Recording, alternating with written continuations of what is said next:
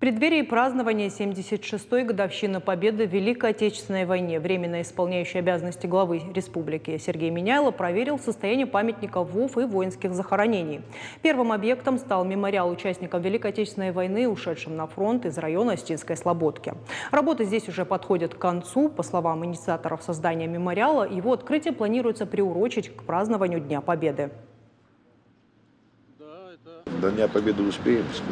Чем помочь? Что? Нам сказали 7 мая открытие. И вот мы вам приглашаем. Я знаю, я почитал. Вот я буду. Чем помочь? Сахау. Мананадува столба, ортаёмы, мананём. Со светильниками. Работы по уборке и благоустройству территории монумента вели студенты Североостинского медицинского колледжа. Сергей Миняйло поприветствовал ребят, подчеркнув, что выбранная ими профессия одна из самых важных, и пожелал успехов. Хочу пожелать одного. Успехов, удачи и всего самого доброго. Ну, естественно, чтобы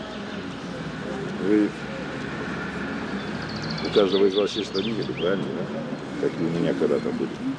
Так вот, вы любите и гордитесь своими родителями. Но сделайте так, чтобы они вами гордились.